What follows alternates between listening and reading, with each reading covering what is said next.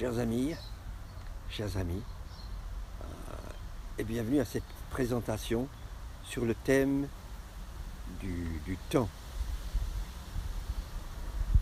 Ça fait de nombreuses années que je donne des stages de développement personnel et c'est un des stages avec l'argent que je donne sans discontinuer depuis maintenant bientôt 25 ans. Jamais dans l'histoire humaine, les gens n'ont couru après le temps comme de nos jours. C'est quelque chose de complètement fou. J'ai une très chère amie qui me disait que sa fille, qui a une éducation universitaire, qui travaille comme une des responsables dans une organisation qui s'occupe de problèmes énergétiques, d'énergie, dans une démarche écologique, sa fille lui disait « Maman, je n'ai pas le temps de vivre. » Je trouve ça absolument stupéfiant. Voilà une personne éduquée, intelligente, qui dit n'avoir pas le temps de vivre. Mais quelle est cette situation? Et la situation dans laquelle nous sommes aujourd'hui est due avant tout à ce concept, le temps c'est l'argent. Un concept qui fut vulgarisé par Benjamin Franklin, c'est pas lui qui a inventé la formule, mais il l'a fait connaître. Et je crois qu'il n'y a aucune formule qui décrit mieux le fonctionnement de nos sociétés occidentales que cette formule complètement, excusez-moi le terme, dingue, le temps c'est de l'argent. Et le fait que nous soyons dans une société de consommation empire évidemment la situation parce que on nous pousse tous à consommer plus dans des journées qui restent de 24 heures. On n'a pas pu créer des journées de 30 ou 35 heures. Et tant qu'on ne déplace pas le soleil ou la planète, on n'y arrivera pas. L'offre de consommation est absolument extraordinaire et la multiplication de l'offre rend les choses de plus en plus difficiles. Savez-vous que le site d'Amazon aux États-Unis offre 200 millions de choses. Je dis bien 200 millions. Mais même l'autre jour, par la poste, j'ai reçu une publicité pour une entreprise suisse qui s'appelle Digitech, qui travaille dans le domaine de tout ce qui touche à la communication. Ils font un appareil de toutes sortes et qui offrait la modeste somme de 100 000 articles. Mais déjà, choisir parmi 100 000, comment est-ce que vous pouvez le faire de façon intelligente? Donc, cette maladie est en train de, hélas, gagner le monde entier, la maladie du temps. Je ne sais pas ce qu'en pensent les Nuers du Soudan. C'est une ethnie où autrefois le mot temps n'existait pas dans leur vocabulaire.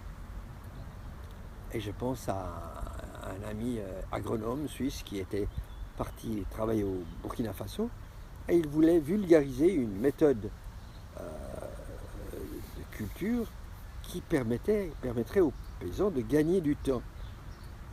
Et il était face à un groupe de paysans à leur expliquer et son interprète était très embarrassé et disait « Écoutez monsieur, je suis vraiment ennuyé, mais l'expression « gagner du temps » n'existe pas dans leur langage. » Et c'est Ionesco qui avait le mot final sur le temps quand il disait « Nous n'avons pas le temps de prendre du temps. »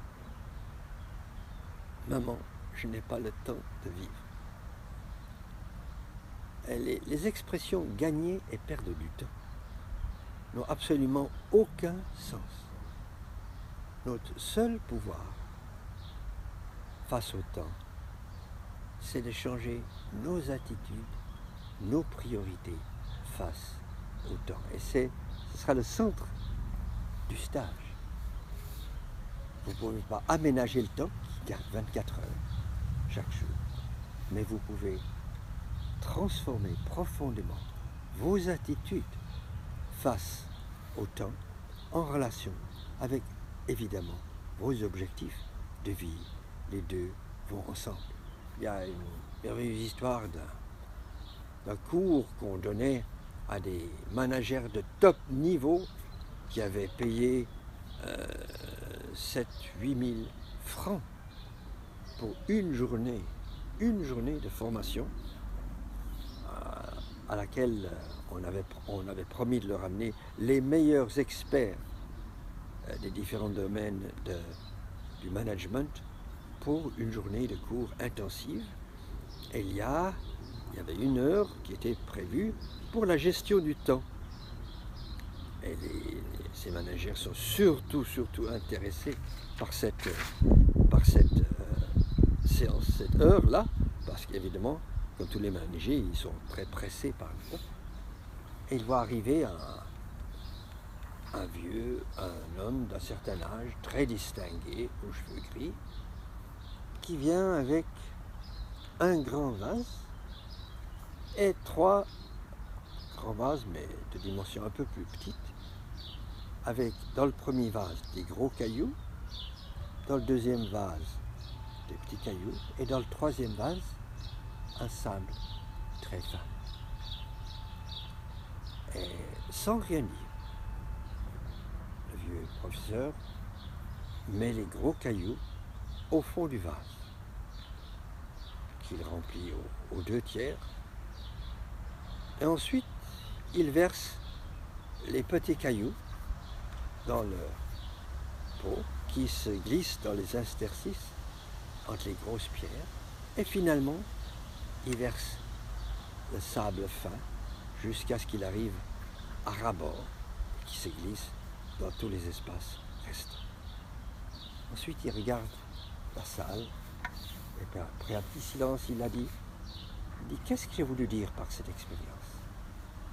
Et un des managers un peu plus courageux que les autres dit écoutez, vous avez voulu nous dire, je crois, que même si on a des carnets de rendez-vous pleins, on peut toujours en glisser quelques-uns de plus dans les interstices. Le professeur dit absolument pas. Ce n'est pas du tout ce que je voulais dire. Ce que je voulais dire, c'est que soyez clairs sur vos priorités. Les gros cailloux représentent les priorités de vie importantes.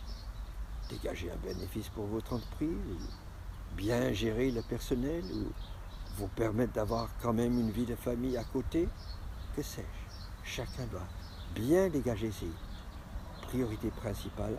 Ensuite, vous pouvez mettre les choses moins importantes et les moins importantes de toutes en place. Et si la clé d'une haute gestion du temps, plutôt que le but du voyage, était dans la façon de voyager. La façon de voyager.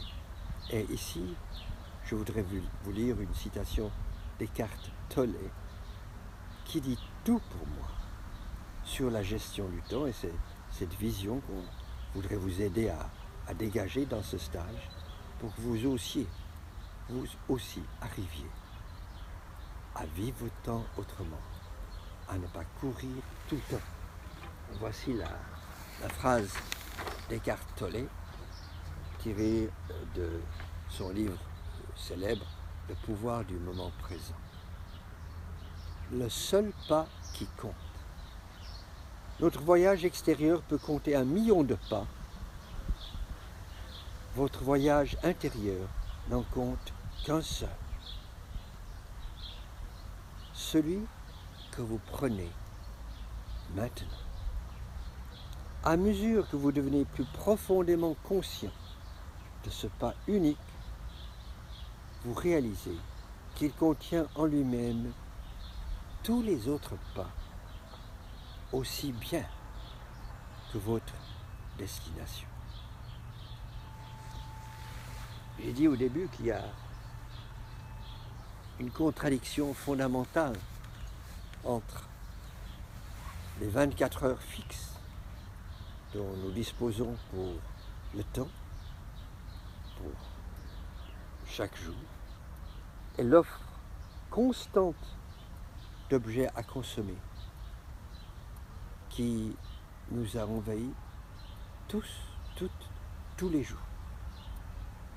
Et là, j'ai trouvé que Lao Tzu m'a donné, il y a 25-30 ans, une clé d'une valeur inestimable. Je pense presque chaque jour à cette phrase. Celui qui sait qu'il a assez est riche.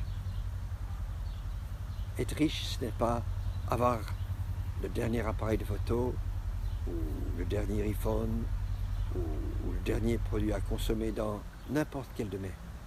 Être riche, c'est une sérénité intérieure qu'on porte avec soi. C'est la capacité d'aimer inconditionnellement. C'est la capacité de vivre dans le pardon prospectif. C'est la capacité de sentir cette joie qui bouillonne en nous, jour après jour. Et à côté de cela, toutes les richesses du monde, les richesses matérielles, pâlissent, bien sûr. Alors je vous attends avec joie à ce stage. Je vais encore vous lire une dernière phrase de Jean-Louis Servan-Schreiber qui, pour moi, est le sommet sur l'utilisation du temps et qui constituera le nœud, si je peux dire, le cœur de notre stage. C'est une des affirmations les plus claires plus intelligentes que j'ai lues sur le temps, tirée de son livre « L'art du temps ». Plus que toute autre chose, une utilisation équilibrée du temps consiste à choisir entre la multitude de projets bien trop nombreux qui s'offrent sans cesse à nous, ce qui contribue le plus à notre bonheur et à l'atteinte de nos buts. Je voudrais relire cette phrase parce qu'elle est vraiment tellement fondamentale à toute haute gestion du temps. Plus que toute autre chose, une utilisation équilibrée du temps consiste à choisir entre la multitude de projets bien trop nombreux qui s'offrent sans cesse à nous, ceux qui contribuent le plus à notre bonheur et à l'atteinte de nos buts. Merci et au plaisir de vous rencontrer à ce stage.